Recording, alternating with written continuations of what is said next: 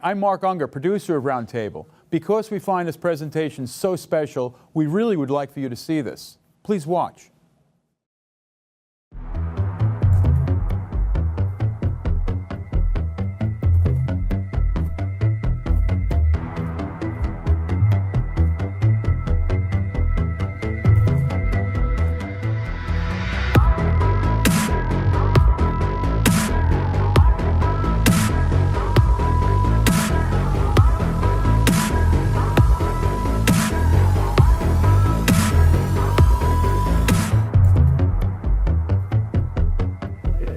Good evening and welcome to a single shot show at Manhattan Neighborhood Network's Roundtable. Tonight we're meeting again our guest Anthony Horth, and today we're actually guests of his in his beautiful gallery. Anthony opened a gallery about half a year ago in New York, and we came here to look around and to ask him about his impressions from being a gallery owner in New York City. Hello Anthony, and thank you for having us in this beautiful space. Well, thank you for coming, Alex, and you welcome everybody to come in and enjoy Absolutely. what we have here. Yeah, it's surely one of the most calming places in the city I personally know, and I'm sure it's for the reason. Well, you know, we're very fortunate to have found this place and are enjoying it immensely. Well, you know, as I understand, you started about half a year ago in the summer, and by now you accumulated a lot of impressions of what it is to be a gallery owner in New York and how it feels and how New Yorkers are about it. Correct. We'd like to actually sort of, you know, I must say we're taking baby steps at this stage. We opened in June, which is not long. Although I've worked as a photographer for 50 years of my life, and that bears a lot of experience with it out of being an excessively stubborn person in many ways, but very obsessive. And I realize now, after 5 or 6 months of this, that we are babies of this. That although I've got my years of experience as a photographer, taking on a gallery in one of the prized parts of Manhattan was a big step. And I'm learning as we go along the way. It's been a tremendous learning curve. And I must say, by that, our visiting clientele have helped us immensely. This particular, what we call the blue wall and the black wall over this side, these pieces are all part of Mother Earth Aqua.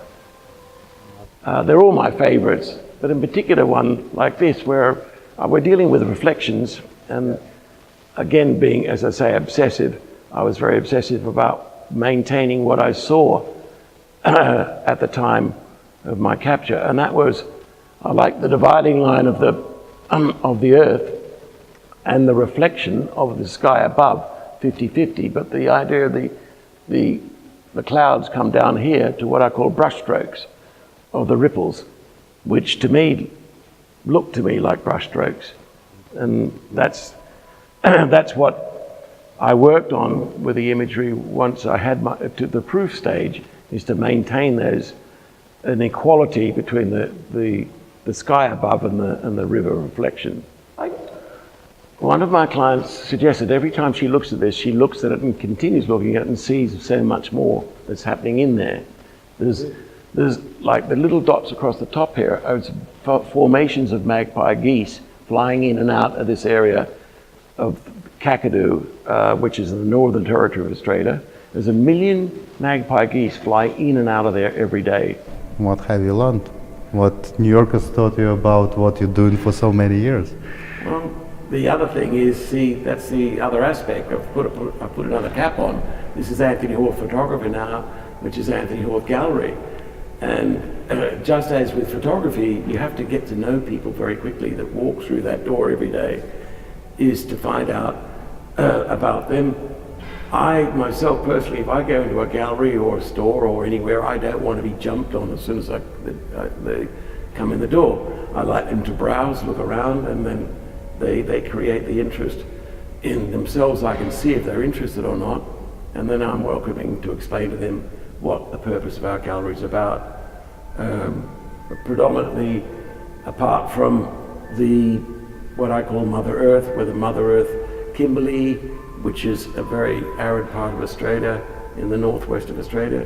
We are now doing Mother Earth Aqua, which is the synergies of water and earth, waterways of various parts of South America, Australia, North America. And it's warming to see when people come in and feel at peace here. Well, we already discussed it when you was talking about your personal artistic pursuits, but as I understand, the same goes for the gallery. The general premise is helping viewers to reconnect with Mother Nature and just Correct. to regain what they lost, especially living in a place like New York where we don't see that much nature, even though we're fortunate to have Central Park, but it definitely don't make up for those magnificent views we was fortunate to see and capture. Yes. I didn't really have a pre-plan. I knew what I wanted to print originally, and then decided to do various sizes to show people that rather than just large substrates, that it was possible for somebody that could have in their own private home where they've got less wall space, that there is the possibility of smaller images. And you're also bringing other artists who devoting their art to that pursuit as well, right? Well, that's the point. See, I have my neighbor and landlady who says, Anthony, you're welcoming other people there. That's very generous of you. But it's not just about me. It's about having my gallery as a catalyst for others that come in with conservation in mind and have their own purpose of art. And I like to share with them. I get excited. I get excited about other people's work as much as my own. And we have Russ Rona at the moment working with us with endangered species. He's an extraordinary artist who makes mixed media images of like the animals that are endangered on Mother Earth. We also have a visiting artist from Brazil, Zaida Siqueira, who actually is illustrating the culture of the Brazilian tribes and what their culture is all about, which is another chapter of things being forgotten, when we mustn't forget the cultures of our forefathers and respect the greatness. This is Russ's famous Rhinoceros. He's very bold. He's a moody character, this rhino. That's give you an idea of the size. That's 10 feet by 5 feet or 5.5. And Russ. They're very peaceful, if I remember correctly. They're very peaceful, if I remember correctly. Rhinoceros? Yeah. They're very much so. They're quite prehistoric, as you can see in his shape there, and he's bone-like cut. So that's not only about the purity of nature per se, as we would see on your works, but it's in general about staying in touch with natural way of living in a way. Exactly.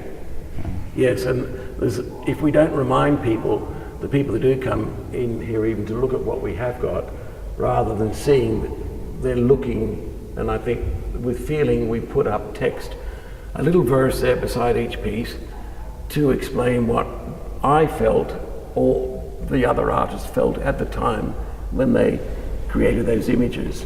Well, it's definitely helpful when there is an explanation. It's actually something very new in the art world. People actually don't just expect the name of the picture, but also explanation of what they're looking at. Yeah. Exactly. Okay, so as I understand, this is another guest of your gallery, an artist who works with indigenous populations of South America, right? Correct, in Brazil. Zaida Siqueira, she comes from São Paulo in Brazil. Right. She's a photojournalist and really has made an extraordinary exhibition out of the culture of Brazil, the Brazilian natives, the Indians that live along the Amazon areas, in preservation of their culture, which is something that without her record, these things go unnoticed and just disappear. Oh, it's actually very interesting how the way she interpreted this scenery is different from the way you interpreted the scenery from a similar direction. Correct. Well, I suppose from a photojournalistic point of view, I don't know. I mean, if you look at that, and you've got really, you know, somebody from a local, in a local Brazilian sailboat there from the Amazon. Yes, it's part and parcel of the process.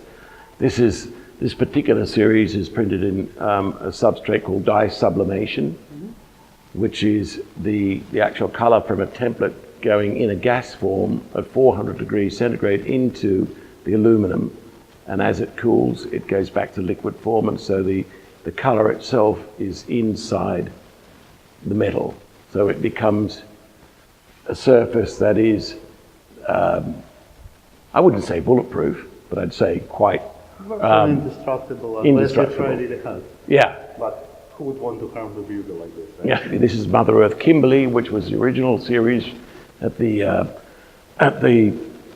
Argyle Diamond Mine in southwest Australia, northwest Australia. And that's a pigment ink which is on museum grade linen. The difference between the dye sublimation and the pigment is this is actually on the surface, not in the surface. It's more vulnerable to heavy traffic areas. It can be easily scratched purposely or, you know, destructively. It needs UV coatings. We suggest to any clientele that they do have a non-glare museum grade glass in front, or frame it, protect it, whereas the dye sublimation is far more hardy. That's one of your most famous images I already see, the Serpent River. The story of this could be, I saw originally a small piece in a National Geographic magazine about that size of this particular river. And this is in northwest Australia, near a town called Wyndham, and a local helicopter pilot, after me diligently going around knocking on doors, asking people did they know of the area of this particular photograph I had from the 1970s. And this particular pilot said, I know exactly where it is. So we took off in a little Robinson helicopter with all the doors off at 6 o'clock in the morning on a sunrise, and flew for an hour right over the Cockburn Ranges, and to find this magnificent blue serpent moving through the landscape. This is Series fascinating. of pictures which I did with doing circuits for about half an hour, from 200 feet to 500 feet to 1,000 feet, to get the right shape. All we've seen before was a small portion, and that was enough for you to to go on a quest to find where it is. right. Wow, definitely a magnificent work of nature. But to give you an idea of the proofing of a piece like this, the way I saw it was that definite reflective indigo blue, and I kept on seeing proofs with my printers here, and I said, no, it's not right, we've got to keep on working on it. And the way we deduced it in the end was there's a lot of a lot of sandstone and orange type sediment comes in the water, so there was orange on the banks. And I remembered the way to actually make a blue more prominent is to actually detract the orange. So that's what we did. We took out the orange, and it became then more exactly as I saw it without the orange, and then we ended up with that. So It's definitely magnificent. And what are those lonely skeletons of the buildings? the lonely skeleton, these are some sand dunes in Brazil, where Zaidas captured the shell of where they, I imagine, laid grass or canvas or whatever the like of a temporary dwelling. Obviously take them down during the periods of sandstorms and the likes. Very philosophical. But here again, another one where we've got Yes. And we're getting back to Walks of Ross and we the sea creature this time. we've got an endangered hawksbill turtle, and they are, it takes 30 years for them to get to the stage where they lay eggs and they go back to the point of their origin. They crawl up on the beaches at night and they lay their eggs, and We're looking into turtle conservation in the particular conflict islands program we're working there on the moment, teaching the local natives as well to preserve these beautiful beasts. They've got not to go out and hunt them anymore. Wow, definitely fascinating creature that need to live on. It's A hawksbill turtle. yeah. And the next one of yours, one of those famous waterfalls. That's King George's River, which is up in the 200 kilometres southeast of Wyndham. We've got an area of the world there that, again, as I say, as I've said before, 3.5 times the size of Great Britain, and yet a population of 34,000 people. Wow. As I understand, it's sublimation, right? Beg your pardon? This is the sublimation. This is dye sublimation, yes. Yeah. The dye sublimation has helped us immensely here bring out the actual, the contrast and the colours as they really were. Not to the actual colour here that you can see, it's got that lovely terracotta orange to it, which is not being exacerbated by any fluorine colour runoff. It gives it, again, after many proofs, getting to be exactly the way that I saw it when I've captured this. I'm in a helicopter in between both land pieces there. Well, getting back to curatorial work, for this particular work, it's definitely the best media to use. While Yes. for the other ones that have terracotta colors, the linen-based prints was excellent as well. This is But the actual terracotta, I believe the contrast here in the colour is made more magnificent than the soft tones of the. It definitely helped those pinks to be more visible and made the bright blue of the river to play its role in the whole scenery. Correct. Yeah. Excellent. It was certainly one of my favourite images. That's for sure. And what an amazing experience having been there to do that. Okay, so after the beautiful waterfalls, getting back to the indigenous population, and it's indeed some beautiful journalistic work with a lot of aesthetical value as well. So, would you like to tell me a little bit about what's on those works? What this series is about? Well, Zaida, she's brought into the gallery a lot of books that she's published over the years as well, which is the river life in along the Amazon, the culture they made for out of their cuisine, their kitchen, the ceramics they make. Again, a dying art and a dying way of life that she's preserved beautifully to show the world exactly what is happening there. Here we have, for instance, more than 60 years in silent ritual of the ceramics burning. So they would actually do the burning by building up the whole bamboo fire around them as opposed to putting them into ovens.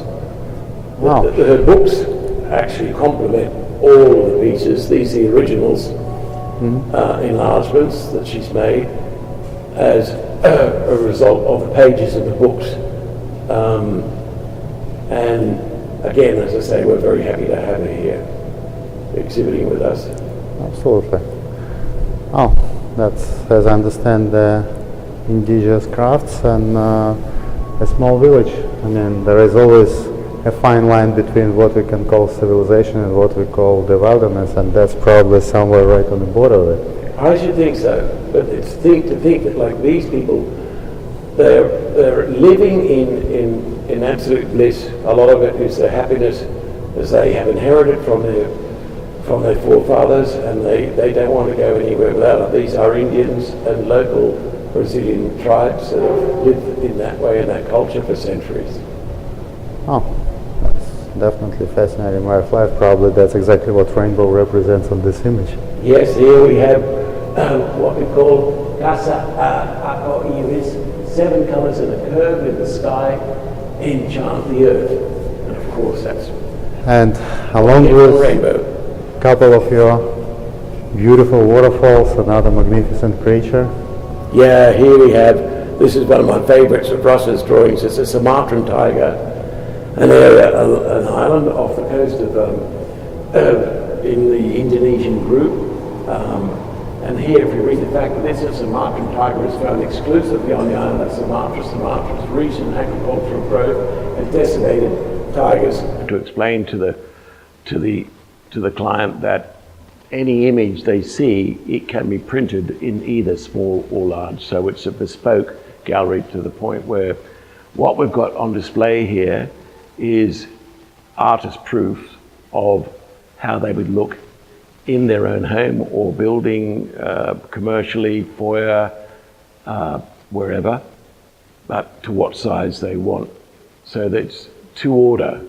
These images themselves are not packed up and taken home. Those sunsets are fascinating, but again, there are small details that also complementing them. I believe you have a couple of walks now of the actual vegetation, the plants.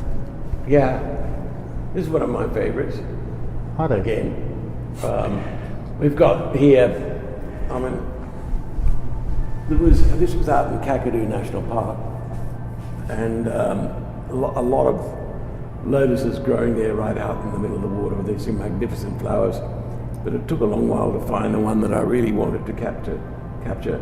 And what struck me with this one in particular is where this beautiful feminine touch of these magnificent pink petals surrounded by what I call an army of green soldiers, where it's like a princess protected by her army of leaves, and yet this extraordinary light that comes from the incidence of the light and the reflections. The greens, there's 20 shades of green there. And Indeed. And then even here, I left that as it was. That's an actual spider web going through the back there. There's a few pieces of debris here in the moisture, a bit of a nature of burn on the leaf there. And another one of magnificent creatures in That's rust. an endangered species of Australian cassowary. This bird belongs in Australia in the more subtropical, tropical areas. Also up in Papua New Guinea. He's got, he's like a very large ostrich that is, again, lives in the wild of Australia, but with development there and roads and traffic and urbanizing areas where these animals live peacefully, beautifully for centuries, and now becoming endangered. How do you find New Yorkers? Are they easy to communicate with when they coming in and you leaving them alone? Are they actually trying to engage with you themselves, or they just preferring to admire the art pieces and not being disturbed? The door is open for many people that come through here, not just New Yorkers, but I think from all walks of the world. It's interesting to see some of them go straight to a particular artist, being that there's 3 artists in this gallery here. And it's a question of letting them alone to browse and feel, and they want questions answered. We're here to do that, to help them with it. It's surprising for me, the ones that I have met here really has opened my eyes to being aware of just not knowing who is coming in the door and what they explain when they get genuinely excited about the piece that they feel in here. One point in particular that's been brought to my attention, what I've learned from people coming through the door, is a particular client came in one day and said, "You wouldn't happen to have anything on Antarctica, would you?"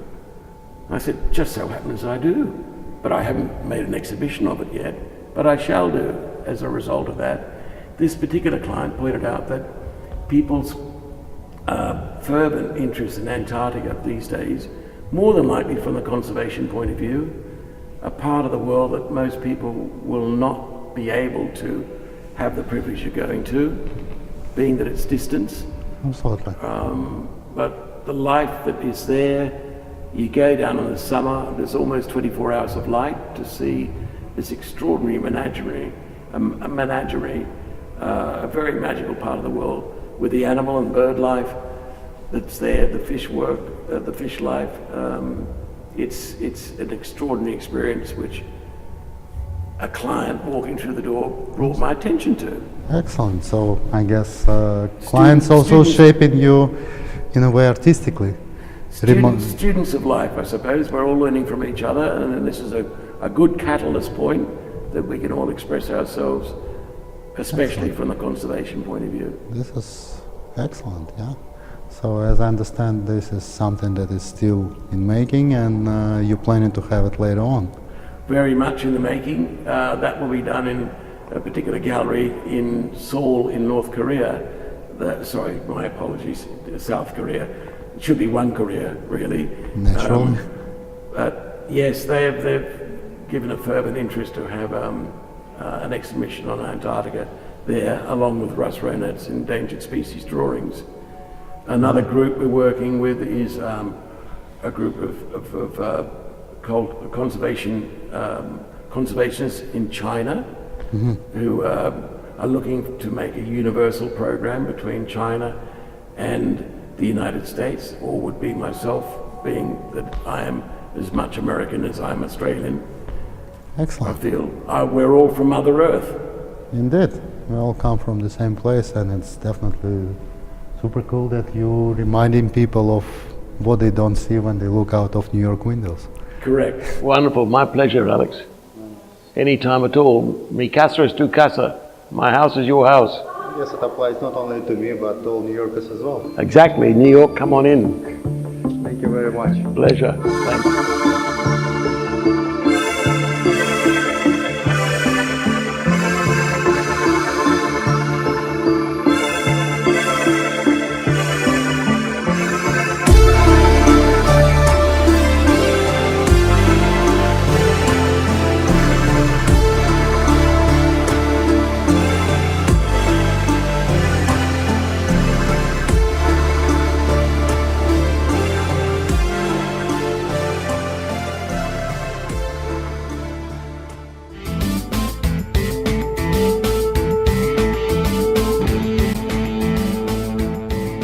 I hope you found that worth watching as much as I did. I'm Mark Unger for Roundtable. Thanks for watching.